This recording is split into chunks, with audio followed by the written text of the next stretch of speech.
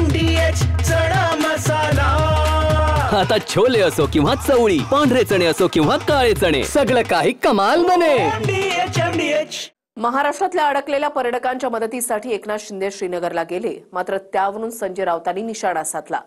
महाजन गेलेले असताना तिथे शिंदेंचं जाणं म्हणजे कुरघोडी असल्याचं राऊत म्हणाले। गिरीश महाजन यांना जर सरकारतर्फे पाठवलं असेल मुख्यमंत्र्यांनी, तर दुसरं कोणी तिकडे जायची तशी गरज नाही। पण महाराष्ट्रात सरकारमधलेच घटक पक्ष काश्मीरच्या या दुःखद प्रसंगी कुरघोडी आणि श्रेयवादाच्या लढाईमध्ये महाराष्ट्राचं हसं करतात।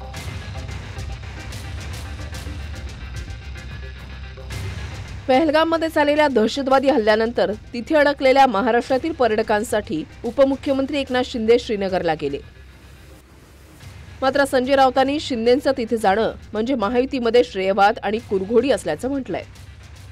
मुख्यमंत्र्यांनी मंत्री गिरीश महाजनांना पाठवलं, मग शिंदेंना जायची गरज नव्हती असं राऊत म्हणाले। गिरीश महाजन यांना जर सरकारतर्फे पाठवलं असेल मुख्यमंत्र्यांनी, तर दुसरं कोणी तिकडे जायची तशी गरज नाही। तुम्ही महाराष्ट्रातल्या सरकारमध्ये जे वाद आहेत ते दाखवताय। आम्ही सगळे सर्वपक्षीय बैठकीला मान्यता देतो आहोत, विरोधी पक्ष आणि सरकार आम्ही एक आहोत असं सांगतो आहोत या प्रश्नावर।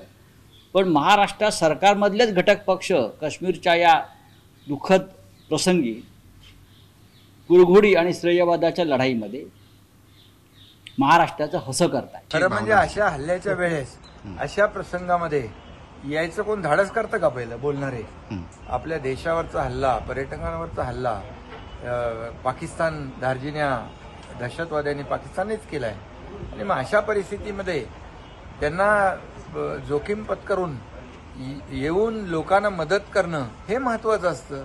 बोलणं काय, कोणाला टीका आणि आरोप करायला फार राजकारण करायला इतरही संधी असते, पण राजकारण कशात करायचं, कुठं करायचं हे देखील ठरवायला पाहिजे।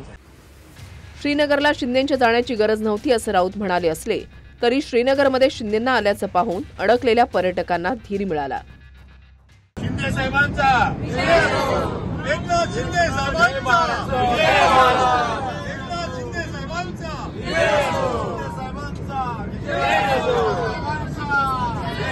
शिंदे साहेबांचा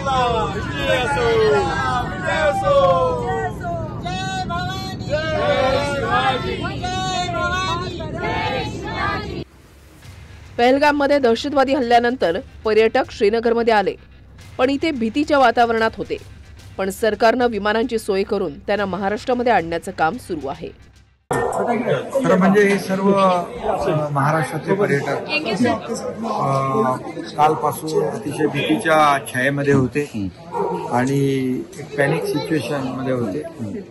मी त्यांच्याशी सकाळपासून बोलत होतो। कालच खासदार डॉक्टर श्रीकांत शिंदे यांनी त्याची टीम पाठवली होती की माझं त्यांचं बोलणं करून देत होते, अभिजित दरेकर आणि इतर लोक। आणि मग मला देखील राहवलं नाही आणि मी स्वतः तिकडे आलो आणि येताना एक 75 सीटर विमान देखील या ठिकाणी सोबत आणलं।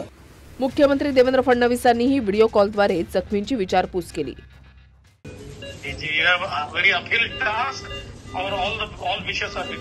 Thank you so much sir. त्याकडे एकच होतं की त्यांना गोळी लागून बाहेर निघून हात सोडून बाहेर निघालेली पाटील परवाचे त्यांना अगदी इथून गोळी आत लागून निघालेली आहे, हड्डी तोडून। एकीकडे मुख्यमंत्री फडणवीस आणि एकनाथ शिंदेंकडून अडकलेल्या पर्यटकांसाठी मदतीचं काम सुरू आहे, तर दुसरीकडे शिंदेंचेच खासदार नरेश म्हस्केंनी असंवेदनशील वक्तव्य केलंय। जे कधी विमानात बसले नाहीत अशा 45 लोकांना शिंदे विमानानं आणत असल्याचं म्हस्के म्हणाले। आणि तुम्हाला माहित आहे का, त्यामधील जवळजवळ 45 लोक असे आहेत, वर्धा आणि नागपूरचे लोक आहेत की रेल्वेने त्या ठिकाणी गेले होते। अतिशय वाईट परिस्थिती आहे, CRPFच्या कॅम्पमध्ये राहत होते। असे 45 लोक आहेत ना, त्यांनी आयुष्यामध्ये कधीही विमानात बसले नव्हते। त्या लोकांना विमानाने आणण्याची व्यवस्था एकनाथ शिंदे साहेबांनी केलेली आहे। म्हस्के स्वतः लोकप्रतिनिधी आहेत, लोकांनी दिलेल्या मतांवरच ते खासदार झालेत। पण जेव्हा अडकलेल्या आपल्याच राज्यातल्या पर्यटकांना मदतीची वेळ आली तेव्हा हेच मस्के पर्यटकांना त्यांच्या आर्थिक परिस्थितीची आठवण करून देत आहेत. श्रीनगरहून गिरीश गायकवाडसह ब्युरो रिपोर्ट, TV9 मराठी. वाह, काय आता मिळाली का चव? होय तर आता मिळाली खरी चव. MDH चंकी चाट मसाला, जीवनाला खऱ्या चवीचे रंग. असली मसाले सच MDH.